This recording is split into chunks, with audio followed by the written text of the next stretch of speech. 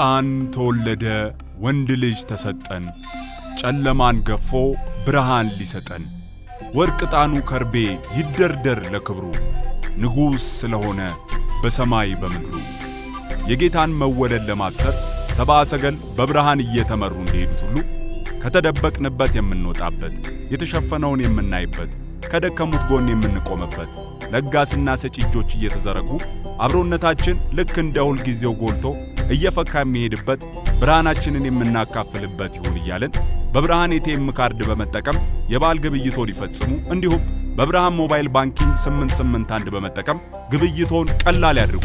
ከብርሃን ባንክ ጋር የሚሰሩትን የገንዘብ አስተላላፊ ድርጅቶች በመጠቀም ለበዓሉ ለወዳጅ ዘመዶ ስጦታ ይላኩ፣ ይቀበሉ። መልካም በዓል። ብርሃን ባንክ። እንደ ስማችን ብርሃን ነው ስራችን። ሰላም እንዴት ናቸው? አዳፊም 95.1 ሄዶ አድማጮቻችን ፉትቦል ካፌ ተጀምሯል። አላዛር አስገዶ ምናም ሰውር ቀለባቸው ከቴክኒሻናችን ሄኖክ ኃይሉ ጋር በመሆን እስከ 4:30 ድረስ አብናችሁ ቆይታ እናደርጋለን። የተለያዩ ጉዳዮችን እናነሳለን። ትናንትና ምሽት የተደረጉ የእንግሊዝ ፕሪሚየር ሊግ ጨዋታዎች ነበሩ። ማንቸስተር ሲቲ በሜዳው ኤቲሃድ ትናንትና ከብራይተን ጋር ያደረገውን ጨዋታ 1-1 በሆነ ውጤት አጠናቋል። ለማንቸስተር ሲቲና ለዋንጫው ፉክክሩ ወደ ኋላ የቀረበት ምሽት እንደነበር ተመልክተናል። ይህንን ጉዳይ እናነሳዋለን። ድህረ አሞሪም ማንቸስተር ዩናይትድ ትናንትና እንግዲህ 2-1 በሆነ ውጤት ጨዋታውን አጠናቋል። ከበርንሌ ጋር ያደረገውን ጨዋታ ቤንያሚን ሼሽኮ ግብ ያስቆጠረበት ምሽት ነበረ። ይህንን ጉዳይም እንደዚሁ እናነሳዋለን።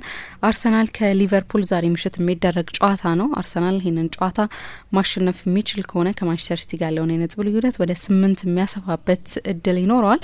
ይህንን ጉዳይ እናነሳለን። አድማጮቻችን ደግሞ በእነዚህ ጉዳዮች ትናንትና በተደረጉ ጨዋታዎችና ዛሬ በሚደረገው ጨዋታ ላይ ያላችሁን ሀሳብ አስተያየት እንደተለመደው በፌስቡክ ገጻችን ላይ ታደርሱን ትችላላችሁ። መልሰን ወደ እናንተ እናደርሳለን። በእነዚህ ጉዳዮች እንቆያለን። ከበዓል ነው የተመለስ ነው። እንኳን አደረሳችሁ አድማጮቻችንን። እንዴት አደርጋሊስ? እግዚአብሔር ይመስገን። ምሳ በጣም ደህና ነኝ። እንደምን አደርሽ? በዓል እንዴት ነበር? በጣም አሪፍ ነበር። እንዴት ነበር? ጥሩ ነበር። እኔ ጋርም ጥሩ ነበር። አድማጮቻችንም ጋር ጥሩ ሆኖ እንዳለፈ ተስፋ እናደርጋለን። እና እንግዲህ የበዓል ማግስት ነው፣ ግን ደግሞ እስከ ጥምቀት ድረስ እንደዚህ የበዓል ስሜት ይዞን ይቆያል እና ለሰሞኑም ለሚኖረው የበዓል መንፈስ እንደዚሁ እንኳን ያደረሳችሁ ማለት እንፈልጋለን። በድጋሚ እንግዲህ ለመላይ ክርስትና እምነት ተከታዮች በሙሉ መልካም በዓል እንዲሆንላችሁ ነው የምንመኘው። ትናንትና እንግዲህ በርካታ ጨዋታዎች የተደረጉበት ምሽት ነበር። በሴሪያም እንደዚሁ ብዙ ጨዋታዎች የተደረጉበት ነበር። እኛ ቀደም ሲል ያነሳናቸውን ርዕሶች ያነሳን ቆይታ እናደርጋለን። አጋሮች አሉ። ሱፐር ካፕም ትላንትና እና ዛሬ ጨዋታዎች አሉ። በሳምንት መጨረሻ ደግሞ የፍጻሜ ጨዋታ ይደረጋል። ዳነሳሹ ምሳ ትላንትና ባርሴሎና አትሌቲክ ቢልባውን 5-0 በሆነ በጣም ሰፊ ውጤት አሸንፏል። ያው በሳውዲ ነው እንደሚታወቀው የስፔን ሱፐር ካፕ የሚደረገው ላለፉት ጥቂት ዓመታት የፎርማት ለውጥ ካደረገ በኋላ ማለት ነው። ራፊኛ 2 ጎሎች፣ ትላንትና በላሚን ያማል ፈንታ ጨዋታውን የጀመረው ሩኒ ባርዳጂ 1 ጎልና 2 አሲስት፣ ፌርሚን ሎፔዝ እና ፌራን ቶሬስ ሌሎቹን ጎሎች ያስቆጠሩት የባርሳ ተጫዋቾች ናቸው። ሪያል ማድሪድ ዛሬ ነው የሚጫወተው በስፔን ሱፐር ካፕ። ሁለቱ ትልልቅ ቡድኖች የሚገናኙ ከሆነ እንደ ባለፈው አመት ተጨማሪ ትልቅ ትኩረት የሚያገኝ ይሆናል። ከአትሌቲኮ ማድሪድ ጋር ነው ሪያል ማድሪድ የሚጫወተው። ስለዚህ በጣም ትልቅ ጨዋታ መሆኑ ጥርጣሬ ያለው አይደለም። በሴሪያ እንዳነሳሹ ትላንትና ብዙ ጨዋታዎች ተደርገዋል። የኢንተር ፓርማን 2-0 አሸንፎ በመሪነት ስፍራ ላይ የበለጠ መሪነቱን አጥብቋል። ናፖሊ ከሄላስ ቬሮና ጋር 2-2 ተለያይቷል። 2-0 ይመራ ነበር፣ በኋላ 2 ጎሎች አስቆጥሯል። ግን በጣም አስፈላጊ 2 ነጥቦችን አጥቷል። በስታዲዮ ዲዬጎ አርማንዶ ማራዶና የተደረገ ጨዋታ ነው። ሌላ በጣም አዝናኝ የነበረው ጨዋታ የላትሲዮና የፊዮረንቲና በስታዲዮ ኦሊምፒኮ የተደረገ ጨዋታ ነው። ምሳሌ ፊዮረንቲና በጣም መጥፎ አመት ነው በብዙ መለኪያዎች። ሲወርድ አይተን እናውቃለን። ፊዮረንቲና ለምሳሌ በታሪክ ወርዶ ያውቃል እና በእግር ኳስ ከማደንቃቸው ታማኝነቶች መካከል አንዱን ያየሁበት ነው። ከዓለም ምርጥ አጥቂዎች መካከል አንዱ በነበረበት ጊዜ ጋብርኤል ባቲስቱታ አብሮ ወርዶ ተጫውቷል። ማንም አያደርገውም እንደዚህ በዚህ ዘመን።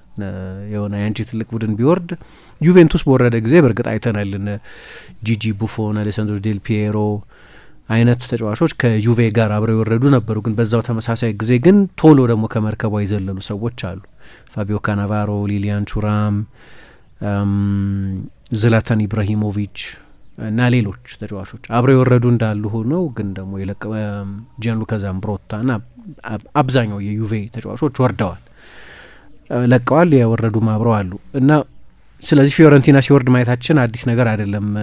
ሰሞኑን ግን የሆነ ፋይት ባክ እያየን ነው በፊዮረንቲና በኩል። ትላንትና እስከ መጨረሻው ደቂቃ ድረስ 2-1 ይመራ ነበር ፊዮረንቲና። አብዛኞቹ ጎሎች፣ ሁሉም ጎሎች በሁለቱ አጋማሽ ነው የተቆጠሩት። በጎሰንስና በጉድሙንሰን የፍጹም ቅጣት ምት ጎል አማካኝነት ያሸንፍ ይመስል ነበረ ላቪዮላ። መጨረሻ ላይ ግን ፔድሮ ሮድሪጌዝ በፍጹም ቅጣት ምት ላትሲዮን አቻ አድርጎ ጨዋታ 2-2 ተጠናቋል። ፊዮረንቲና አሁን በነጥብ ሰሞኑን በተከታታይ ጨዋታዎች ባለፉት 2 ጨዋታዎች ባገኛቸው 4 ነጥቦች ግን ባለፉት 3 ጨዋታዎች ደግሞ ባለፉት 4 ጨዋታዎች 2ቱን አሸንፎ 1 አቻ ወጥቷል። ስለዚህ ነጥቦች ማግኘት ጀምሯል። ድንገት የሚቻል መስሏል። ከሳምንታት በፊት ግን መትረፍም ይመስል አልነበረም። በፕሪሚየር ሊግም ብዙ ድራማዊ ጨዋታዎች ነበሩ። ከአንድ ጨዋታ በስተቀር ሁሉም ጎሎች የነበሩባቸው ናቸው። ከፓላስና ከአስቶን ቪላ ጨዋታ በስተቀር ቀይም ነበር። ለምሳሌ ትላንትና ቼልሲ በዚህ ውድድር ዘመን ለስንተኛ ጊዜ እንደሆነ አላቅም ተጫዋች በቀይ ሲወጣበት የሊያም ሮሲኝ አዲሱ አሰልጣኝ ስቴዲየም ውስጥ ነበር። እሱ ገና በይፋ ኃላፊነቱን ተሹሟል። ግን ትላንትና እሱ አልነበረም ቡድኑን የመራው። የለንደን ደርቢ ነው። ኩኩሬያ በቀይ ወጥቷል እና ከዛ በኋላ ለቼልሲ የተቀረው ነገር ቦነስ ነው የሚሆነው። ምክንያቱም ዘለግ ላለ ጊዜ በ10 ተጫዋች ተጫውተው ስለነበር ሊያም ዴላፕ ጎል አስቆጥሮ ነበር። ግን ባለቀ ሰዓት ሌላ ጎል አስቆጥሯል። ፉልሃም በቀደምም ከሊቨርፑል ጋር በነበረው ጨዋታ እንደዚሁ ሃሪሰን ሪድ ባለቀ ሰዓት ነበር ጎል ያስቆጠረው። የኒውካስልና የሊድስ ጨዋታ በጣም ታሪካዊ ጨዋታ። ትላንትና አንድ ዜና ሰምተን ነበር። ኬቨን ኪገን የካንሰር ህመም ገጥሞታል እና የካንሰር ትሪትመንት ላይ ነው ያለው የሚል። ኬቨን ኪገን በአጠቃላይ የእንግሊዝ እግር ኳስ ሌጀንድ ነው። ባሎንዶር ያሸነፈ፣ ለሃምቡርግ እየተጫወተ ባሎንዶር ያሸነፈ የሊቨርፑል ሌጀንድ እና በጣም ታላቅ ተጫዋች ነው። ግን በአሰልጣኝነት ደግሞ አንድ የሚታወስበት ነገር የኒውካስል አሰልጣኝ በነበረበት ጊዜ ኢንተርቴነርስ ተብሎ ነበር የሚታወቁት። በጣም አዝናኝ፣ ልክ አሁን ትላንትና ያየነውን አይነት ስኮር ላይን የሚያሳይ 4-3 የሚያሸንፍ እንዲያው ወይ 4-3 የሚሸንፍ ያ በአንፊልድ 1995 ነው 1996 ላይ የተደረገው እና ባለቀ ሰዓት ስታንኮሊ ሞር ጎል አስቆጥሮ ግሬም ሶነስ የሊቨርፑል አሰልጣኝ ነበር ያን ጊዜ። ልክ የማስታወቂያ ቦርዱ ላይ ሲደፋ ያለው ምስል ሁል ጊዜም ማይረሳ አይነት ነው እና የሱ መታመም መሰማትን ተከትሎ የኒውካስል ደጋፊዎች ስቴዲየም ውስጥ የኬቨን ኪገንን ወይም የንጉስ ኬቨንን ስም እያነሱ ይዘምሩ ነበር እና የሱ አይነት ውጤት ነው ደግሞ የሱ ብሮች የሚያስመዘግቡት አይነት ውጤት ነው። መጨረሻ ላይ ባለቀ ሰዓት ነው ጎሉ በአሽሊ ባርንስ አማካኝነት የተቆጠረው ና በፕሪሚየር ሊግ ታሪክ በአጠቃላይ ከዘገየ በኋላ የተቆጠረው ጎሉ 102ኛው ደቂቃ ላይ ነው የተቆጠረው። ያው በጣም ዘለግ ያለ ጊዜ እንደተጨመረ ማስተዋል ይቻላል። 7 ጎሎች የነበሩበት ነው። የቦርንመዝና የቶተንሃም ጨዋታ እንደዚሁ በተመሳሳይ በጣም የሚያዝናና ነበር። አንቷን ሴሜኞ የመጨረሻ የቦርንመዝ ጨዋታውን አድርጓል ትላንትና። ይህን ነው አንዶኒ ኢራዮላም አረጋግጧል እና በጥቂት ቀናት ውስጥ እስከዚህ ሳምንት መጨረሻ ድረስ የማንቸስተር ሲቲ ዝውውሩን ያጠናቅቃል ተብሎ ይጠበቃል። እሱ ነው ያቺን የመጨረሻ የ95ኛ ደቂቃ ድራማዊ ጎል ያስቆጠረው። ስለዚህ በቦርንመዝ ፍጹም እንዳይረሳ ሆኖ ነው የተሸኘው ማለት ነው። የኒውካስሉ አሰልጣኝ ግን ምንም ጥያቄ ነው የቶተናሙ አሰልጣኝ ግን ምንም ጥያቄ የለውም። ትልቅ ጫና ውስጥ ነው ያሉት። ደግሞ የአርሰናል ሎጎ ያለበትን የሻይ መጠጫ ነገር ምናምን ይዘው ታይተዋል እና እሱ ራሱ የበለጠ አደጋ ውስጥ የሚከታቸው ይመስላል። ሆን ብሎ የሚያደርጉት አይመስለኝም፣ ተሳስተው ይመስለኛል። ግን ምን አይነት ሎጎ እንዳለበትም ያዩ አይመስለኝም። ለነገሩ እያወቁ አይንን የሚያደርጉት አይመስለኝም። ግን ተጨማሪ ምክንያት ይሆናል እሳቸው ላይ ፕሬሽር ለማሳደር። ውጤታቸው ጥሩ አይደለም፣ ምንም ጥያቄ የለውም እና ሰሞኑንም ጫና ውስጥ ነበሩ። ኖርማሊ አሁን በጣም እንደው ለየት ባለ ሰርከምስታንስ ማንቸስተር ዩናይትድ ና ቼልሲ አሰልጣኝ ቀየሩ እንጂ በዚህ በፌስቲቭ ፔሪድ አሰልጣኝ መቀየር አትፈልጊም። ምክንያቱም ኢንተርናሽናል ብሬክ በሚኖርበት ጊዜ አሰልጣኝ ተቀጥሮ 1-3 ልምምዶች ማሰራት የሚችልበት ጊዜ አግኝቶ ለሪፍሌክሽን ለጨዋታ ዝግጅት ጊዜ አግኝቶ ነው አሰልጣኝ መቀየር የምትፈልጊው። አሁን ግን ጊዜው የሚመች አይደለም እንጂ አሰልጣኙን ከኃላፊነት የሚያስነሳ አይነት ፎርም ነው ሰሞኑን ቶተንሃም ከመጀመሪያዎቹ ጥቂት ሳምንታት በኋላ እያስመዘገበ ያለው። ክሪስታል ፓላስ የአስቶን ቪላ ቦጊ ቲም ነው። 7 ጨዋታ ሆኖታል ቪላ ክሪስታል ፓላስን ካሸነፈ። ያው ሲቲም ቅድም ምሳ እንዳነሳሹ ከብራይተን ጋር አቻ ተለያይቷል። በጣም ኤክሳይቲንግ 28 ጎሎች የተቆጠሩበት እና ከአንዱ ጨዋታ በስተቀር ሁሉም ጨዋታዎች ድራማ የነበራቸው ናቸው። ግን የቪላና የክሪስታል ፓላስ ጨዋታም ቢሆን ኦሊ ዋትኪንስ ትልቅ እድል አግኝቶ ነበር ቪላን አሸናፊ ለማድረግ የሚያስችል። የኤቨርተንና የወልቭስ ጨዋታ 2 ቀይ ካርድ የነበረበት ነው እና ሁሉም ጨዋታዎች ትኩረት የሚስቡ ክስተቶች የነበሩባቸው ናቸው ትላንት።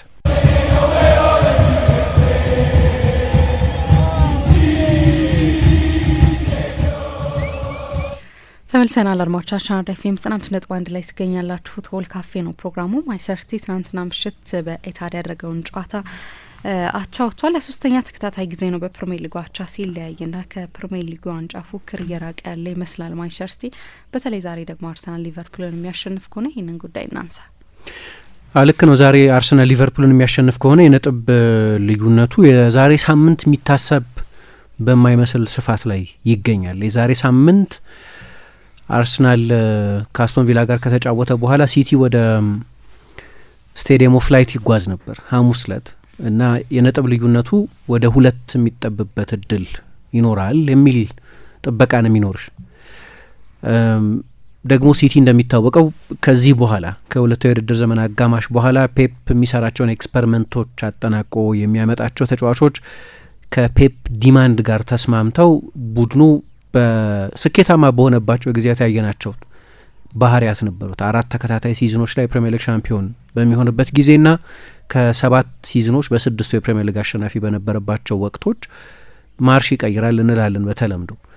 ስለዚህ ወደዚህኛው የበዓል ሰሞን ጨዋታ በመጣበት ጊዜ ከ5 ተከታታይ በጨዋታዎቹ ላይ ቡድኑ ያሳየ የነበረው ፐርፎርማንስ ሙሉ ለሙሉ የሲቲን ደጋፊዎች ልብ የሚሞላ እንኳ ባይሆን እና አንዳንዶቹም በጣም በጠባብ ማርጅኖች ከብዙ ጭንቀት ጋር ቢሆንም የሚያሸንፍ የነበረው ግን 5 ተከታታይ ጨዋታ አሸንፎ እና የአንዳንድ ተጫዋቾች ደግሞ ፎርም የፎደን የራያን ሼርኪ እንደተለመደው ሃላንድ ጎሎች ያስቆጥራል፣ ደግሞ ቲጃኒ ሬንደርስ አይነቶቹን ተጫዋቾች ወደ ጎል ማስቆጠር ኮንትሪቢሽን የመጡበት ጊዜ ስለነበር የዛሬ ሳምንት ወደ ኋላ አንድ ሳምንት የቀደመው የባለፈው ሳምንት ሐሙስ ላይ የሚቀጥለውን ሐሙስ ስንደርስ አርሰናል የ8 ነጥብ ልዩነት ሊፈጥር ይችላል ተብሎ አይጠረጠርም ነበር፣ የማይገመት ነበር። ሲቲ አሁን ቅድም ካልኳቸው መነሻዎች ደግሞ አርሰናል ምንም እንኳ ተከታታይ ጨዋታዎችን እያሸነፈ የመጣም ቢሆን ሰዎች ደግሞ ተገቢ ይሁን አይሁን እሱ ሌላ ጉዳይ ሆኖ ግን ጥያቄዎች ያነሱ ነበር። ወልቭስን ያሸነፈበት፣ ኤቨርተንን ያሸነፈበት፣ ሌሎችን ጨዋታዎች ያሸነፈበትን መንገድ እያዩ ይሄ ቡድን ክራክ እያደረገ ይሆን ወይ፣ ጨዋታዎችን በጣም በጭንቅ ነው የሚያሸንፈው፣ በአንድ የጎል ልዩነት ነው የሚያሸንፈው የሚል ደግሞ ጥርጣሬ ስለነበራቸው የሲቲ ጨዋታዎችን እያሸነፈ መሆን ብቻ ሳይሆን አርሰናል ሲያሸንፈ በመሀል ነጥብ ጥሏል። በ5 ጨዋታ 7 ነጥብ ብቻ ያገኘበት የሆነ ሰሞን ነበር። ግን ማሸነፍም ሲጀምር ሰዎች አንዳንድ ጥርጣሬ እንዲያነሱ በር የሚከፍት አይነት ነበር። እንዳልኩት ነገሩ አናሊቲካል ነው አይደለም ልንከራከርበት እንችላለን። ግን ለምሳሌ በቪላ ተሸንፏል። በመሀል ከቼልሲ ጋር ቼልሲ በጣም ዘለግ ላለ ጊዜ በ10 ተጫዋች ተጫውቶ እዛ ጨዋታ ላይ አቻ ተለያይቷል እና እንዲህ አይነቶቹም ውጤቶች በቅርብ ወራት ሳምንታት የነበሩት ውጤቶች ኦኬ ሲቲ እየተመለሰ ነው፣ አርሰናል ላይ ደግሞ አንዳንድ ክራክ የማድረግ ምልክት እያየን ነው የሚል ፐርሰፕሽን የነበረው እስከ ዛሬ ሳምንት ድረስ። ከአንድ ሳምንት በኋላ የ8 ነጥብ ልዩነት ሊኖር የሚችልበት ፕሮስፔክት መኖሩ ግን የእግር ኳስን አይተነበይነት የማይገመት መሆን የሚያሳይ ነው። የባለፈው የሰንደርላንድ ጨዋታ ላይ አቻ ተለያየ። በእርግጥ በሁለተኛው አጋማሽ በርካታ የጎል እድሎችን ቡድኑ ፈጥሮ ነበር። ራሱ ኤርሊንግ ሃላንድ፣ ዮሽኮ ግቫርዲዮል፣ ሳቪኞ 2 ትልልቅ እድሎችን አግኝቶ ነበር። ጎል ሳያስቆጠር ቀረ። ከቼልሲ ጋር የነበረው ጨዋታ ላይ ከፍተኛ የጨዋታ ማኔጅመንት ችግር የነበረበት ይመስለኛል። እኔ አንደኛ 1-0 በመራበት ጊዜ ጨዋታውን መጨረስ የሚችልበት ዶሚናንስ ነበረው። ትርጉም ወዳላቸው ትልልቅ ጥራት ያላቸው የጎል እድሎች ያንን ብልጫ መቀየር ባይችልም ግን ከፍተኛ ብልጫ ነበረው እና በዛ ብልጫ ላይ ካፒታላይዝ እንዲያደርግ ነው የምትጠብቂው። ግን በሁለቱ አጋማሽ ያንን ተመሳሳይ ብልጫ ይዞ አልቀጠለም። ግን ቼልሲ ወደ ጨዋታው እየተመለሰ በነበረበት ጊዜ አንዳንድ እድሎችን በተለይ በፔድሮ ኔቶ ማግኘት በጀመረበትም ጊዜ ሲቲ የመልሶ ማጥቃት እድሎች አግኝቶ ነበር። አሁን በስታቲስቲክስ ስናያቸው ሙከራ ሆነው አላበቁም። ስለዚህ በሙከራ የጨዋታውን ስታቲስቲክስ ስታይ ላታገኛቸው ትችላለች ወይ በኤክስጂ ሞዴል አይለኩም። ኤክስጂ የሚለካው ሙከራ የተደረገን አጋጣሚ ብቻ ስለሆነ ግን እንደ ምንድነው እነሱ የሚሉት ትሬት ነው የሚሉት ስጋት መፍጠር የተጋጣሚ ቡድን ላይ እንደዛ ማድረግ ችለው ነበር። ግን የመልሶ ማጥቃት በርካታ አጋጣሚዎቻቸውን በሚገባ ካፒታላይዝ አላደረጉም። ቼልሲ በጨዋታ ውስጥ ቆየ እና 90 ምናምነኛው ደቂቃ ላይ በኤንዞ ፈርናንዴዝ አማካይነት አቻ ተለያየ እና በሁለት ጨዋታ 4 ነጥብ ጣለ። ትላንትና የሆም ጌም ነው። በድጋሚ ከብራይተን ጋር ነበር የሚጫወተው። ከብራይተን ጋር መጫወት ቀላል እንደማይሆን መገመት ይቻል ነበር። ግን በእንደዚህ አይነት ሁኔታ ውስጥ ደግሞ እያለ ብዙ የጉዳት ዜናዎች ደግሞ መስማት ጀመርን። የዮሽኮ ግቫርዲዮል የጉዳት መጠን አሁን እንደምንሰማው ከውድድር ዘመኑ ኤፌክቲቭሊ ውጭ የሚያደርገው አይነት ከባድ ጉዳት፣ ወራትን ከሜዳ የሚያረቅ ጉዳት ነው የተባለው። ስለዚህ ከዚህ በኋላ 4 ወር 5 ወር ቢቀር ነው 4 ወር ከምናምን 4 ወር ገደማ ከሜዳ ይርቃል የተባለው። ስለዚህ ሲዝኑን አብዛኛው ጊዜ ወደ ሜዳ አይመለስም ማለት ነው። ደግሞ የሩበን ዲያስ ጉዳትም ፔፕ እንዳለው እስከ 6 ሳምንት ከሜዳ ያርቀዋል። እዚህ ላይ የጆን ስቶንስ ፊትነስ ባለፉትም አመታት በጣም ትልቅ ኮንሰርን ነበር። ሲመጣ የቡድኑን ጥራት ወዲያው የሚያሻሽል አይነት ተጫዋች ቢሆንም ግን አሁን ሲዝን የምታቅጅበት አይነት ተጫዋች መሆኑ አብቅቷል። ጉዳቱ በጣም የሚደጋገም ስለሆነ ባለፈው የውድድር ዘመንም አብዛኛውን ጊዜ አልነበረም፣ በዚህ የውድድር ዘመንም ብዙ ጊዜ አልነበረም። እንደሰማ ነው ደግሞ ሳቪኞም ሌላ የክንፍ ተጫዋች እሱም ለ6 ሳምንት ገደማ ከሜዳ የሚያርቅ ጉዳት ገጥሞታል። ስለዚህ አሁን ቡድኑ ትላንትና የተጠቀማቸውን እና ለእኔ ደግሞ ትልቁ ጥያቄ የነበረው ያመጧቸው ወጣት ተከላካዮች፣ ለምሳሌ ቪቶር ራይስ የሚባል አንድ ተጫዋች አምጥተው ነበር። ከአርሰናል ጋር ተፎካክረው ነው ያስፈረሙት። የፓልሜራስ ጀማሪ የነበረ ነው። ትልቅ ተስፋ የተጣለበት ለብራዚል ተጠርቶ የሚያውቅ ግን ለሲቲ ሳይጫወት ነው የለቀቀው ማለት ይቻላል ከጥቂት ጨዋታዎች በስተቀር። አቡኮድር ኩዣኖቭ ትላንት ተሰልፈዋል። በቀደም የቼልሲ ጨዋታ ላይ ተቀይሮ ገብቶ ተጫውቷል። ግን ከማርች ወዲህ 6 ጨዋታ ብቻ ነው የተጫወተው። ካለፈው ማርች ወዲህ የምናወራው በጣም ስለ ረጅም ጊዜ ነው፣ ስለ 10 ወር ምናምን። በ10 ወር ውስጥ 6 የፕሪሚየር ሊግ ጨዋታ ብቻ ስላደረገ ተጫዋች ነው የምናነሳው። በቀኝና በግራ በኩል በመደበኝነት የሚጫወቱት ተጫዋቾች ጥሩ ተጫዋቾች ናቸው። ማቴዎስ ኑኜስና ኒኮ ኦራይሊ ግን ሁለቱም ስፔሻሊስት ተከላካዮች አይደሉም። ይልቅ ከአማካይ ቦታ ወደዛ የተለወጡ ተጫዋቾች ናቸው። ስለዚህ የውጤት ጉዳይ ብቻ ሳይሆን ከዚህ በኋላ ለማረምም ጃንዋሪ ላይ በጣም አግሬሲቭ መሆን አለበት። እነዛ የሚመጡት ተጫዋቾች ቶሎ አዳፕት ማድረግ አለባቸው እንደማለት ይሆናል እና በእነዚህ ተከታታይ ጨዋታዎች ነጥብ ሲጥል እንደዚህ አይነት ዜናዎች ስንሰማ ከቆየን በኋላ ያንን የሲቲን የዋንጫ ተስፋ የበለጠ የሚጎዳ ደግሞ ውጤት ትላንትና ከብራይተን ጋር በነበረው ጨዋታ ተመዝግቧል እና በሳምንት ውስጥ ያልተጠበቀ ነገር ነው የሆነው ማለት ይቻላል። የዛሬ ሳምንት የነበረው የብዙ ሰዎች አስተያየትና አሁን ያለው ሁኔታ በጣም የሚቃረን ነው እና ትላንትና 1-1 ነው የተለያየው። የሲቲ ተጫዋቾች የጓርዲዮላ የሰውነት ቋንቋ ጨዋታው ከተጠናቀቀ በኋላ እና ማትገምቺው ነው የጓርዲዮላ ቡድን ላይ የሲቲ ደጋፊዎች ይጮሃሉ ብለሽ አትገምቺም። ጨዋታው ካለቀ አንደኛ ጨዋታው ከማለቁ በፊት አሁን ሲቲ ያለፈው የመጨረሻዎቹ 15-20 ደቂቃዎች ላይ በጣም በርካታ የጎል እድሎች አግኝቶ ነበር። ራያን ሼርኪ ሁለተኛ አጋማሽ እንደተጀመረ ደግሞ ቤርናርዶ ሲልቫ በተለይ ኤርሊንግ ሃላንድ ሁለቱንም ጥፋቶች ያሲን አያሪን የሰራቸው እነዚህ የጎል እድሎች የመጡት ከብራይተን ተጫዋቾች ስህተት ነው፣ ግን ትልልቅ የጎል እድሎች ነበሩ። ሲቲ ለማሸነፍ እየተጫወተ ነው የነበረው እና ተመልካቹ ላይ የቴሌቪዥን ስክሪን የሚያስገባው የእኛ ስቴዲየም አዲስ አበባ ስቴዲየም ካታንጋ ምናምን የሚባለው ቦታ ላይ በአብዛኛው ተመልካች ወጥቷል ከስቴዲየም። ሁለተኛ ጨዋታው ካለቀ በኋላ ደግሞ እስከ 90ኛው ጨዋታው እስኪያልቅ ድረስ የመቆየት ትዕግስት የነበራቸው ደጋፊዎች ደግሞ ቡድኑ ላይ ሲጮሁም ተሰሙ። ሃላንድ ፊት ላይ፣ ቤርናርዶ ሲልቫ ፊት ላይ፣ ጂጂዮ ዶናሩማ ፊት ላይ የምታዩ እነሱ የአካል ቋንቋ ላይ የምታዩ ነገርም ምን ያህል አስቸጋሪ ጊዜ እንደሆነ ያለፈው ሳምንት የሚያሳይ ነው እና ትላንትና እንዲህ አይነት ምሽት ነበር። በሲቲ በኩል ትላንትና የነበረውን ባክፎር ስታይ ናታን አኬ የቀኝ ፉል ባክ ነበር። እሱም በጉዳት እየተቸገረ ረጅም ጊዜ የማይጫወት ተጫዋች ነው። አሌይን የሚባል ከውሰት ሄዶ ከነበረበት ከዋትፎርድ መልሶ ያመጡት ተጫዋች አለ። አቡኮድር ኩዣኖቭ ና ማቴዎስ ኑኜስ ናቸው 4ቱ ተከላካዮች። ከእነሱ ፊት ኒኮ ጎንዛሌስ ነው የተሰለፈው። ያው ሮድሪን የግድ ደቂቃውን ማኔጅ ማድረግ አለበት። አሁን ይሄንን እንዴት ልበለው፣ ይሄንን ባክ ፋይቭ በሲስተም ሳይሆን ግን 5ቱ የበለጠ የመከላከል ዝንባሌ ያላቸውን ተጫዋቾች ካየሽ በስምም በጥራትም በልምድም የፕሪሚየር ሊግ አሸናፊ ቡድን ባክ ፋይቭ አይደለም። የተጫዋቾቹን ስም በማየት ብቻ፣ ምክንያቱም ጉዳቶቹ እንደዚህ አድርገውታል ቡድኑን። ሮድሪም አልጀመረም፣ ስላልጀመረ ነው ይህንን ያልኩት። መጥፎ ተጫዋቾች አይደሉም፣ አንዳንዶቹ በጣም ትልቅ ፖቴንሻል ያላቸው ናቸው። አንዳንዶቹ ልምድ ያላቸው ናቸው እንደ ናታን አኬ፣ ግን ምንም ጥያቄ የሉም ስብስቡ ጥሩ አይደለም። ለዚህ ነው የማርክ ጌሂ በፍጥነት መምጣት አሁን አስፈላጊ ነው እየተባለ ያለው። ክሪስታል ፓላስ ሀርድ ቦል ነው ለመጫወት እየሞከረ ያለው። ትናንትና ኦሊቨር ግላስነር ይለቃል ብዬ አልገምትም። የሚለቅ ከሆነ ግን በጣም በከፍተኛ ገንዘብ ነው የሚለቀው የሚል ተጫዋቹን በከፍተኛ የማዋደድ ልበለው ልክ እንደዚህ አይነት አጀንዳ ይዘዋል።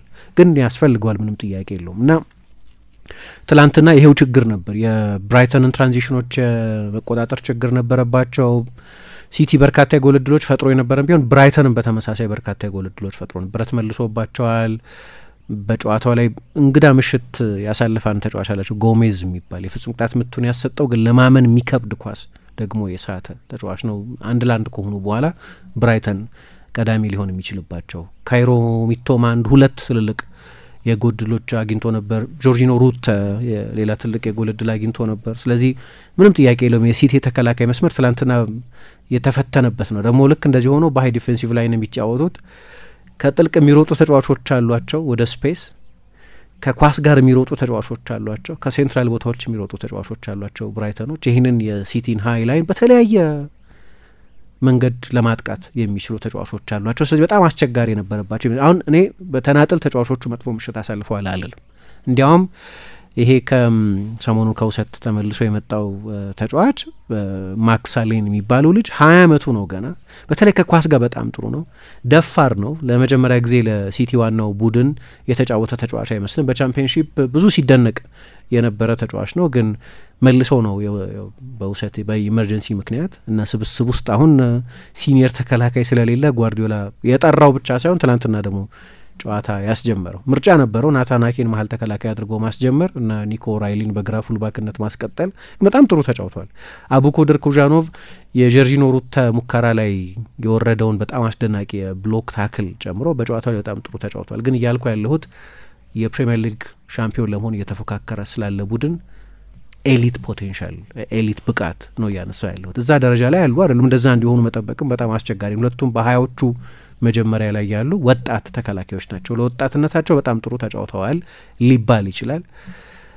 ግን ነገሮች በጥሩ አቅጣጫ እየሄዱ እንዳልሆነ የሚያሳዩ 13 ተጫዋቾች ብቻ 13 ሲኒየር ተጫዋቾች ብቻ ነው ትላንትና ፔፕ ወደዚህ ጨዋታ ይዞ የመጣው።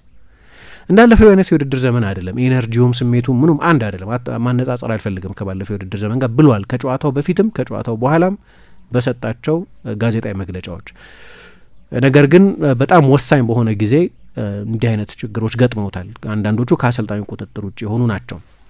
ከፊትም ግን በተመሳሳይ ትላንትና ሃላንድ ከ3 ተከታታይ ጨዋታዎች ጎል ያለማስቆጠር ጉዞ በኋላ በፍጹም ቅጣት ምትም ቢሆን ጎል አስቆጥሯል። 150ኛ ጎሉ ነው በነገራችን ላይ በፕሪሚየር ሊግ ታሪክ 35ኛ ጎል ነው ብሏል ኦፕታ። በአጠቃላይ ከ1992-93 የውድድር ዘመን ጀምሮ 35ኛው ጎል ነው በአጠቃላይ በፕሪሚየር ሊግ ማለት ነው። ሃላንድ ነው ግን ያስቆጠረው ያንን ጎል። 20ኛ የፕሪሚየር ሊግ ጎሉ ነው በዚህ የውድድር ዘመን። ሁሉም በጣም አስደናቂ ቁጥሮች ናቸው። ነገር ግን ሼርኪ ተጠባባቂ ወንበር ላይ ሆኖ ነው የጀመረው። ፎደን ትላንት ቀዝቀዝ ብሎ ነው ያመሻው። ቲጃኒ ሬንደርስ እንደዚሁ። ስለዚህ ቡድኑ ሌላ ጎል መጨመር አልቻለም። የተገኙ ትልልቅ የጎል እድሎችንም እንዲሁ ሳያስቆጥር ቀርቷል። ስለዚህ ሁለቱም ሳጥኖች ውስጥ ቡድኑ ችግር ነበረበት፣ ትራንዚሽን የመቆጣጠር ችግር ነበረበት እና ስለ አንድ ተጫዋች ከማሰብ ሌላም ሰው የሚያስበው ይመስለኛል። እኔ ብቻ አይደለሁም። መጀመሪያ የዝውውር ወሬው ሲሰማ ገና የጃንዋሪ የዝውውር ገበያ ሳይከፈት ስለሆነ የሰማ ነው። እነዚህን ጨዋታዎች አንቷን ሴሜኞ የሲቲን መለያ ለብሶ ሲጫወት የምናየው ይመስለኝ ነበር። እኛ እንኳን እዚህ ፕሮግራም ስንሰራ ጃንዋሪ አልገባም። ተጫዋቹ ሲቲን መርጧል ከተባለ በኋላ ያው ስለ ዝውውር ከመጋረጃ ጀርባ ስላሉት ድርድሮች፣ ስለ ሂደቱ፣ ስለምናምኑ ዝርዝር ጉዳይ አናውቅም። በእርግጥ ግን ውል ማፍረሻ አለው ተጫዋቹ 63 ሚሊዮን ፓውንድ ነው ውል ማፍረሻው። እስከ ጃንዋሪ 10 ድረስ ነው አክቲቭ ሆኖ የሚቆየው እና በዛ ጊዜ ውስጥ ያንን የውል ማፍረሻ ትሪገር ማድረግ የሚችል ክለብ ካለ እና ተጫዋቹም ለመልቀቅ ከተስማማ ቦርንመዝ ማቆየት አይችልም እንዲህ አይነት ክሎዝ ኮንትራቱ ላይ ስላለ እና 8 ነው ዛሬ ጃንዋሪ 8። ሲቲ ሀፊ ተጫዋቾች አሉት። ዶኩ ከጉዳት ነው የተመለሰው እና ሳቪኞ ተጎድቷል ለሰሞኑን። እኔ ይህንን ዝውውር ለምን ጃንዋሪ 2 ጃንዋሪ 3 ላይ እንዳልጨረሱት አላውቅም። እንዳልኩት ዝውውር ምናልባት ስትሬት ፎርወርድ ላይሆን ይችላል፣ ውስብስብ ነገሮች አሉት። ትላንትና ባለቀ ሰዓት የማሸነፊያ ጎል ለቦርንመዝ አስቆጥሯል አንቷን ሴሜኞ እና የቼልሲው ጨዋታ ላይ ቢያንስ ከቤንች የሚነሳ አማራጭ ቢሆን ነው የትላንትናው ጨዋታ ላይ ቢያንስ ከቤንች የሚነሳ አማራጭ ቢሆን ኖሮ ሜቢ የሰንደርላንድም ጨዋታ ላይ ስለ ዋንጫ ፍክክሩ ሌላ ነገር ነው ልናወራ ምንችል። ምክንያቱም 10 ጎል አስቆጥሯል የክንፍ ተጫዋች ሆኖ አሁን በዚህ ውድድር ዘመን አምና 13 ጎል ያስቆጠረ ተጫዋች ነው እና ሲቲ ጎል እና ሌሎች የጎል አማራጮች በሚፈልግበት ጊዜ ለምን ኤርሊ ጃንዋሪ ላይ ተጫዋቹን እንዳላመጡት አላቅም። ለምን በግል ጥቅማጥቅም ምክንያት ጊዜ የወሰደ ድርድር አለ ወይም ክፍያውን ስትራክቸር ለማድረግ ከቦርንመዝ ጋር በመደራደር 63 ሚሊዮን ነው ግን 63 ሚሊዮንን በ3 ክፍያ እንክፈላችሁ አይነት ድርድር እሱ ነው ጊዜ የወሰደው አላቅም። ግን ዝውውሩ ተጠናቆ ቢሆን ኖሮ እንዳልኩት ትላንትና 13 ተጫዋቾች ብቻ ይዞ ነው ወደዚህ ጨዋታ የመጣው። 13 ሲኒየር አውትፊልድ ተጫዋቾች ነው ወደዚህ ጨዋታ ይዞ የመጣው ቅድም ከጠቀስኳቸው ጉዳቶች በኋላ እና ይህን ተጫዋች ማስፈረማቸው የማይቀር ከሆነ አሁን ይኸውልሽ አርሰናል የሚያሸንፍ ከሆነ በቃ የዋንጫው ፉክክር ሙሉ ለሙሉ ስዊንግ የሚያደርገው ባለፉት 7 ቀናት ውስጥ ይሆናል ማለት ባለፉት 7-8 ቀናት ውስጥ ይሆናል ማለት ነው። በጣም ክሪቲካል በሆነው በ7-8 ቀን ልዩነት 3 የፕሪሚየር ሊግ ጨዋታ ባደረጉበት ጊዜ እና ብዙ ጉዳት እና አንዳንድ ጊዜም የፎርም ጥያቄ ያለበት ኦስካር ቦም በነገራችን ላይ ተጎድቷል። ሌላ የማጥቃት አማራጭ የሚሆን ተጫዋች ነው። ኦማር ማርሙሽ በአፍሪካ ዋንጫው ምክንያት ሞሮኮ ነው ያለው። ያውቁታል ይህንን ሁሉ ነገር እና ለምን ዝውውሩን ቀድሞ እንዳልጨረሱት ለእኔ አሁን ግራ የሚያጋባ ነገር ነው። አላቅም ከጀርባ ድርድሩ እንዲጓተት ያደረገው የሆነ ምክንያት ይኖር ይሆናል። ግን ትላንትናው ጨዋታ ላይ ኦኬ ከቤንች ቢነሳ ኖሮ ሼርኪ አሁን ኦኬ ራሱ ትልቅ የጎል ዕድል አግኝቶ ነበር፣ ግን ፍጹም ጨዋታውን አፍታቶት ነበር። ግን በቀኝ በኩል በቤርናርዶ ሲልቫ ላይ በዛ ሚና መጫወት የሚችል ሌላ አይነት አማራጭ መስጠት የሚችል በጣም ጥሩ ፎርም ላይ ያለ የፕሪሚየር ሊግ ተጫዋች ስለሆነ እንደመጣ ወዲያው ክሊክ የሚያደርግ አይነት ተጫዋች ነው እና ተመልሰው የሚያዩት ይመስለኛል። አሁን ሲቲ ስቲል ኤክሰፕሽናል ሲዝን ሊያሳልፍ ይችላል ፕሪሚየር ሊግ ባይወስድ። ሊግ ካፕ ሴሚፋይናል ውስጥ ነው ያለው። የኤፍ ኤ ካፕ ኤግዚተር ሲቲ ከሚባል ቡድን ጋር በመጫወት ነው የሚጀምረው። ቻምፒየንስ ሊግ ከ1 እስከ 8 ባለው ስፍራ የመጨረስ እድሉ ሰፊ ይመስላል እና በዚህ ውድድር ብዙ ርቀት ሊሄድ ይችላል። የካፕ ኮምፒቲሽንስ ሊያሸንፍ ይችላል። መቼስ እንደዚህ ውድድሮች ላይ ባለ ድል ከሆነ ስቲል ጥሩ ሲዝን ሊሆን ይችላል።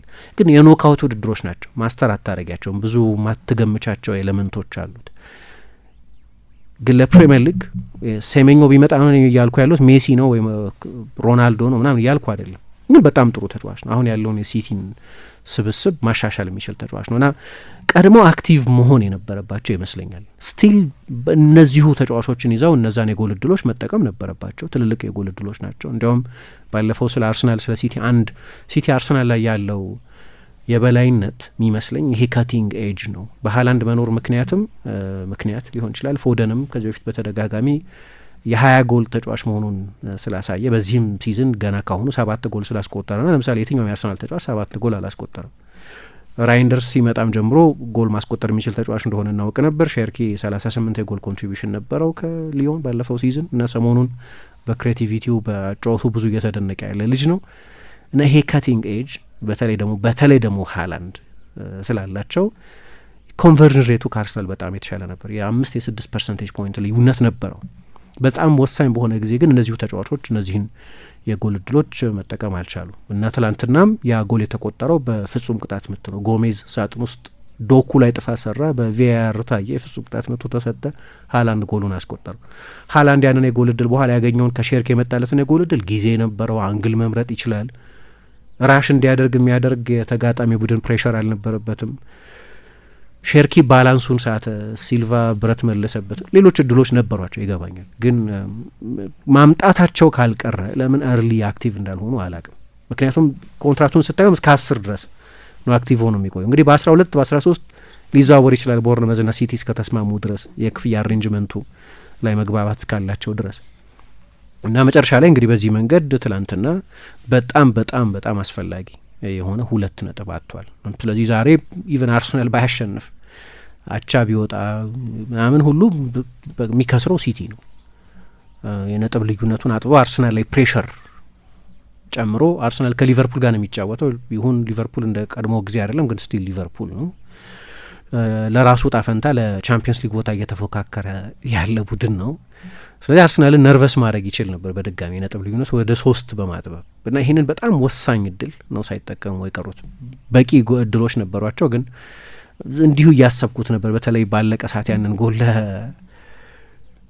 ቦርንመዝ ሲያስቆጥር ከዛ በፊት አስታውሽ እንደሆነ ከቼልሲ ጋር በነበረው ጨዋታ አሁን ይኸውልሽ አርሰናል እንዲህ አይነቶቹን ጨዋታዎች የሚያሸንፈው አንድ ሌላ ተጨማሪ የበለጠ ከሲቲ የሚሻልበት ዌፐን ስላለው የቆመ ኳስ ስላለው በክፍት ጨዋታ አልሆን ካለው በቆመ ኳስ ጎል ያስቆጥራል እና ይሄ የሚገርም አይደል። በ2025 በካሌንደር አመት ብቻ 17 ጎሎች አስቆጥረዋል ከማዕዘን ምቶች ብቻ።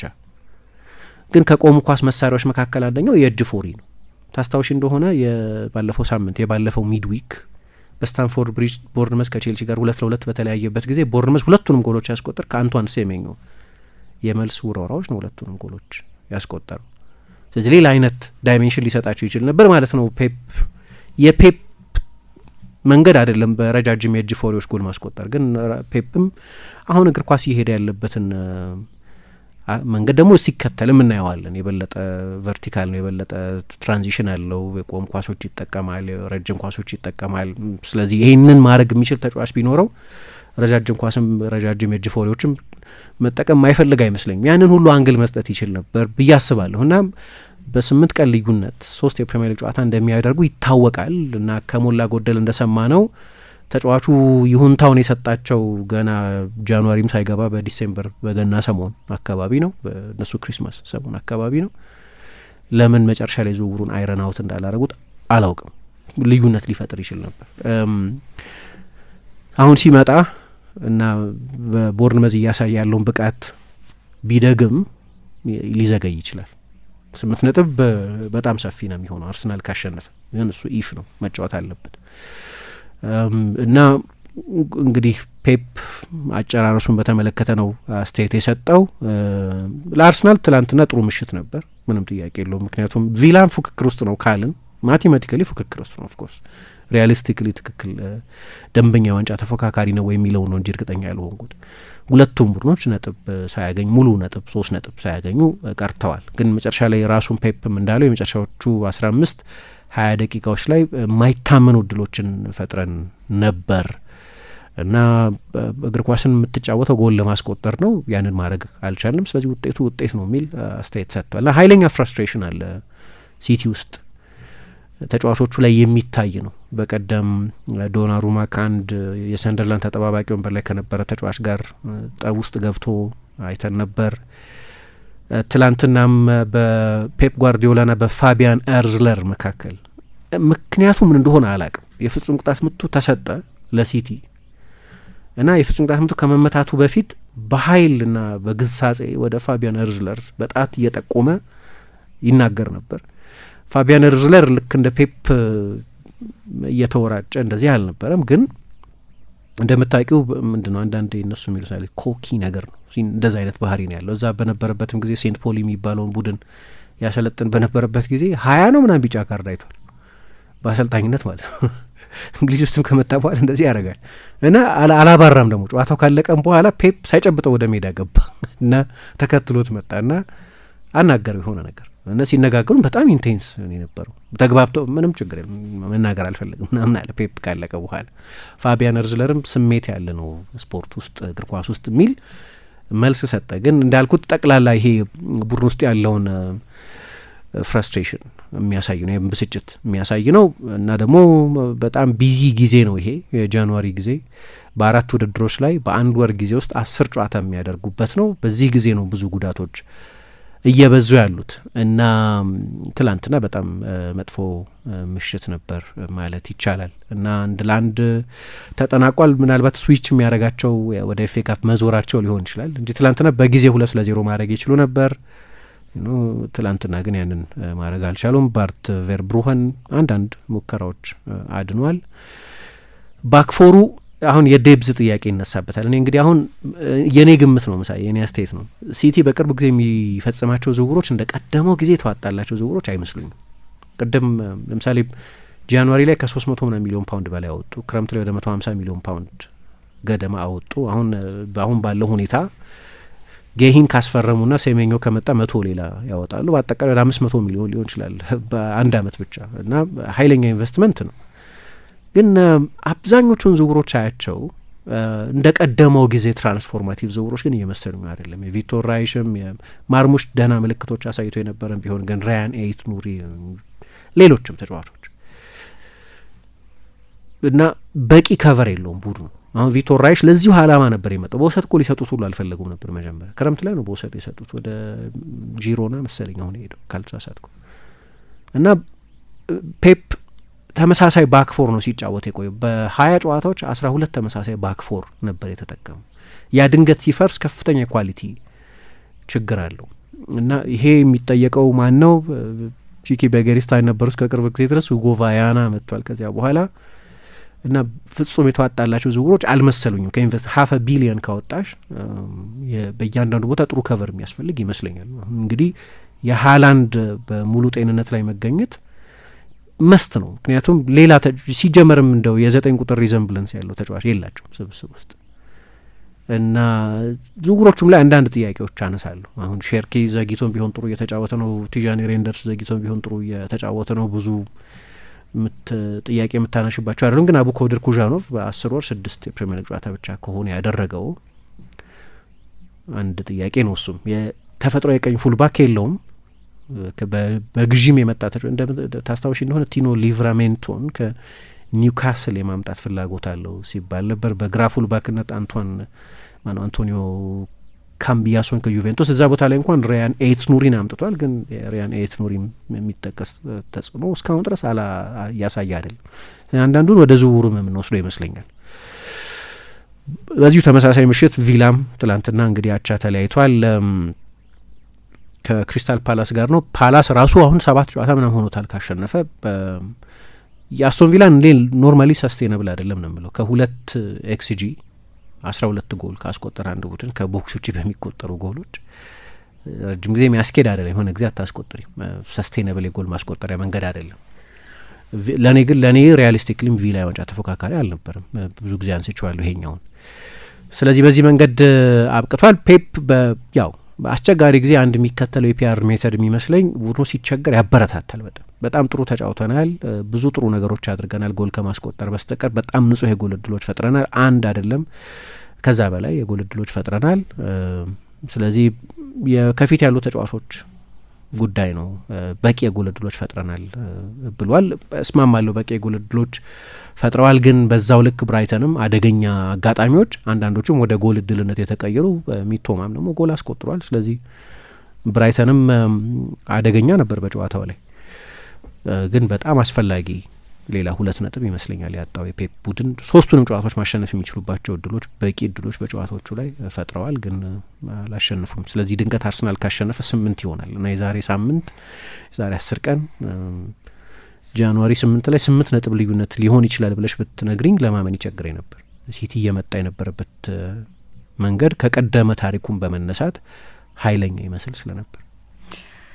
እስኪ ደግሞ የተወሰኑ የአድማጮቻችንን አስተያየት እንቀበል እዚህ ጉዳይ ላይ። አብዱልፈታ ኬቲ ሚል የፌስቡክ ስም ያለው አድማጫችን አርሰናል የዛሬውን ጨዋታ አሸንፎ መጠቀሙ እጅግ በጣም አስፈላጊ ቢሆንም በዛው ልክ ከጫና ነጻ ነው የሚያደርገው ጨዋታ ነው። እስቲ አሸንፎ ቢሆን ኖሮ በትንሹም ቢሆን ጫና ውስጥ ገብቶ የሚያደርገው ጨዋታ ነበር። አሁን ግን እንደ ኖርማል ጨዋታ ነው። ቢሆንም ከ1 ዓመት ወዲህ በተፈጠረ የደጋፊዎች መነቋቋር አርሰናልና የሊቨርፑል ደጋፊዎች ወደ ሌላ ምዕራፍ አድርሷቸው ባለፈው የውድድር ዓመት ሊቨርፑል ደጋፊዎች በአርቴታ ላይ ያደረጉትን እጅግ አጸያፊ ተግባራቸውን የተነሳ በመላው ዓለም የምንገኝ አርሰናል ደጋፊዎች በሙሉ ያስቆጣ ተግባር ስለነበር የዛሬው ሊቨርፑል ጨዋታችንን በተለየ ምልከታ የምንመለከተው ይሆናል። ኤምሬትስ ስታዲየም ውስጥ ብዙ ተግባሮች ይታያሉ ብለን እንጠብቃለን። አርቴታ ክለባችንን አርሰናል ገለባ ውስጥ በነበረበት ተፋልጦ አውጥቶ እዚህ አድርሶ ከምን ጊዜም በላይ ከ22 ዓመታት በኋላ ዋንጫውን አንድ እርምጃ ጠጋ ብለን እንድንጠብቀውና በጃንዋሪ ወር ስለ ዋንጫ እንድናስብ ያደርገን አሰልጣኝ ነው። በሱ ቀልድ አናውቅም ብሎናል። ጀማል የአብደላ ሚል አድማጫችን ደግሞ ለአርሰናል የተፎካካሪ ቡድን ከወዲሁ ነጥብ መጣል በፍጹም ሊያታልለው አይገባም። የራሱን ስራ ሁልጊዜም ቢሆን ጠንክሮ በመስራት እያንዳንዱን ጨዋታ ስለ ማሸነፍ ብቻና ብቻ ነው ማሰብ ያለበት። ይህንን ለማድረግ ምንም እንኳን የዋንጫ ልምድ ባይኖረውም ለሰራው እየሰራ ባለው ትልቅ ስራ ቆራጥነት አርቴታ ይህንን ማኔጅ ማድረግ አይከብደውም ብዬ አስባለሁ። ዘንድሮ ዋንጫው የልፋቱ ውጤት ልትክሰው ያኮበኮበች ነው። አርሰናል 3 ሊቨርፑል 1 ዛሬ እናሸንፋለን ብሏል። ሌካ ገነር የሚል አድማጫችን ደግሞ ፔፕ በጣም ፈርቶናል ብዬ አስባለሁ። ጫናው በበረታ ሰዓት ነጥብ በተከታታይ መጣሉ በጣም ያስገርማል። መጥፎነቱ ደግሞ በዚህ ሰዓት መሆኑ ለእኛ ጸዴ ነው። ሳንጫወት በ8 ነጥብ እንደመራን ይቆጠራል። ያን ጫና የምናደርገው ጨዋታ ነው። አርቴታ ዛሬ ጥንቃቄ ሳያበዛ ለሊቨርፑልም የተለየ ክብር ሳይሰጥ ከገባ በቀላሉ አሸንፈን እንወጣለን። ኦቨር ጥንቃቄን ከመረጠ ግን ቋጠሯችን ገደል ገባ ማለት ነው። ለማንኛውም ምሽት እናየዋለን። በቸር ዋሉ ብሎናል። ማታ ቤት እያየው ጨዋታውን ወደ 6 ሰዓት ከምናምን ብራይተን ያገባው ጎል የስ ብላም ብሎ የሚጮህ ሰው ስሰማ ለካ በቃ ያው ቋጠሮ ምናምን ሲል በቃ ያው የተጋጣሚ ቡድን ነጥብ ማጣት ለአንቺ ስለሚጠቅም እኩለ ሌሊትም ላይ ብዙ የሚያዩ ሰዎች እየሰማ ብዙ አርሰናል ደጋፊዎች የትናንቱ የማንቸስተር ሲቲን ጨዋታ እየተመለከቱ ነበር። አብርሃም መንግስቱ ፕሪሚየር ሊጉ ላይ ተከታዮቻችን ነጥብ እየጣሉ ርቀቱን በራሳቸው ጊዜ እያሰፉልን ስለሆነ ሊጉን በተቀያሪ ተጫዋት እየተጫወትን ለሌሎቹ ረፍት እየሰጠን ትኩረታችን ወደ ሻምፒየንስ ሊግ ብናደርግ ይህ የኔ ሀሳብ ነው። ጥሩ ሀሳብ ግን ይመስለኛል ብሎናል አብርሃም መንግስቱ ከልደታ። አበባው ተስፋው ሚል አድማጫችን ከኮተቤ እንደኔ የፔፕ ሲቲ ከ3 ጨዋታዎች በፊት 3 ጎልና ከዚያ በላይ ጎል እያገባ ያሸንፍ እንጂ ሲቲ ብዙም የጨዋታ የበላይነት አልወሰደባቸውም ነበር። ለምሳሌ የመጀመሪያው ዙር ፓላስና ሰንደርላንድ ጋር ያደረጓቸውን ጨዋታዎች 3-0 ነው ያሸነፉት። ነገር ግን የተጋጣሚ ቡድኖች አጨራረስ ችግር ስለነበረባቸው እንጂ ሲቲ ብዙ ብልጫ ስለነበረው ብቻ አይደለም ብሎናል። ደራ ሊቬ መናሀ ሚል አድማጫችን ደግሞ የሲቲ አቋሙ ላይ አለመሆን የሊቨርፑል መዋጃ ከሳምንት ሳምንት የተለያዩ አቅም ለአርሰናል ምርጥ ሆኖለታል። አርቴታ ዘንድሮ በጥሩ ሁኔታ ዋንጫ ያነሳል። ዛሬ ማታ 2-2 ይጠናቀቃል። የጥንቃቄ ጨዋታ የሚከተሉም ይመስለኛል። ደካማ አቋም የኒው ሊቨርፑል ዘንድሮ ያሸንፋል ስል ምንም ደስ የሚል ጨዋታ እያየው አይደለም። ደረጀ ነኝ ከገላል ምሬ ነው ብሎናል። የመጨረሻ አስተያየት እንቀበል። ተክሎ ገነር ሁኔታው ለእኔ ተመቸኛል ዘፋኙ። በነገራችን ላይ ዛሬ መድፈኛው አርሰናል ሊቨርፑልን በማፈራረስ ግብአተ መሬታቸውን ይፈጽማሉ። ከዛ ሙሉ ትኩረታችን ሻምፒየንስ ሊግ ላይ ብቻ ይሆናል። በሊጉማ እንኳን የሚወዳደረን የሚጠጋን ጠፋ እኮ ደግሞ የማንቸስተር ሲቲ ነጥብ የሚጥለው ተጫዋች ተተጎዳበት ነው ብለው ራሳቸውን የሚያጽናኑ ሰዎች እያየው ነው። እውነት በሉ እስኪ አርሰናል ማጋሌሽና ሳሊባ ባጣበትም ሰዓት ከኔክስና የሚያወርዱ አልተገኘም፣ ወደፊትም አይገኝም። በምሽቱ ጨዋታ ፔፕ የተጠቀመው ሀይላይን በጣም ገርሞኛል። ብራይተን ፕሬስ ለማድረግ የሞከረበት መንገድ ፍሬ ሲያፈራ ነበር። ምን ዋጋ አለው? ሀላንድ እየወሰደ ለቫርብሩክ አስረከበው እንጂ። በነገራችን ላይ ሀላንድ ባለፈው አመት እንዳየነው በሲዝኑ 2ኛ አጋማሽ ይቸገራል። አሁንም ባለፉት 4 የሊግ ጨዋታዎች ከኦፕን ፕሌይ ምንም ጎል አላገባም። ለእኔ ፔፕ ኩሳኖቭን የመሰለ ተከላካይ ያለው ዲያዝንና ግቫርዲዮልን ያረፍት መጠቀሙ ለጉዳት እንደዳረጋቸው ገምታለሁ። በዚህ ስን ተጫዋች የመቀያየር መንገዱ ጠፍቶበታል። ልጆቹንም እየጎዳ ነው። ብራይተን ግን እውነተኛ ብርሃን ናቸው። የዋንጫ ፉክክሩን በጊዜ ቋጩልን። ሌላው ማንቸስተር ዩናይትድ በዚህ ስን በዩናይትድ በኩል ካዩዋቸው ምርጥ የማጥቃት ጨዋታዎች አንዱ ነው። ጨዋታውን ለማሸነፍ በቂ እድል ፈጥረዋል፣ ግን ያው ኳስ ጋር እድልም ያስፈልጋል፣ አልሆነም። በዩናይትድ በኩል ግን የመከላከል አደረጃጀቱ በ4-2-3-1 የተጫወተ ብዙ ክፍተት አለበት። መስመሮች መሀል ብዙ ክፍተት አለበት። የ6 ቁጥር ቦታ ላይ የመልሶ ማጥቃት በበቂ ሁኔታ የሚያቋርጥ ተጫዋች የለውም። በክንፍ በኩልም ችግሮች እንዳሉበት ተመልክተናል ብሏል። ሕፃን ተወለደ፣ ወንድ ልጅ ተሰጠን፣ ጨለማን ገፎ ብርሃን ሊሰጠን፣ ወርቅ ዕጣኑ ከርቤ ይደርደር ለክብሩ፣ ንጉሥ ስለሆነ በሰማይ በምድሩ። የጌታን መወለድ ለማብሰር ሰብአ ሰገል በብርሃን እየተመሩ እንደሄዱት ሁሉ ከተደበቅንበት የምንወጣበት፣ የተሸፈነውን የምናይበት፣ ከደከሙት ጎን የምንቆምበት፣ ለጋስና ሰጪ እጆች እየተዘረጉ አብሮነታችን ልክ እንደ ሁል ጊዜው ጎልቶ እየፈካ የሚሄድበት፣ ብርሃናችንን የምናካፍልበት ይሁን እያለን በብርሃን ኤቲኤም ካርድ በመጠቀም የበዓል ግብይቶ ሊፈጽሙ እንዲሁም በብርሃን ሞባይል ባንኪንግ 881 በመጠቀም ግብይቶን ቀላል ያድርጉ። ከብርሃን ባንክ ጋር የሚሰሩትን የገንዘብ አስተላላፊ ድርጅቶች በመጠቀም ለበዓሉ ለወዳጅ ዘመዶ ስጦታ ይላኩ፣ ይቀበሉ። መልካም በዓል። ብርሃን ባንክ። እንደ ስማችን ብርሃን ነው ስራችን።